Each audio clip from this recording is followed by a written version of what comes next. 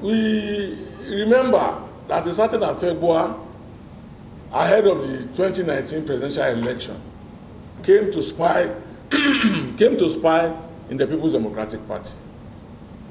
And after the loss of the PDP, there was a governorship election in Edo State. That certain Afegboa went to join the APC, and from where he did battles with the People's Democratic Party. And he did battles against the People's Democratic Party in the company of Pastor Ise Iyamu and Comrade Adams Oshiomhole.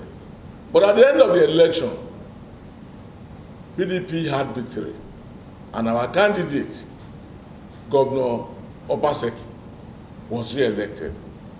Perhaps the certain Afegboa is angry about the loss of APC in Edo State, and as a result of that, he has come back and is claiming, or he claimed to have come back and is now working for APC within the People's Democratic Party.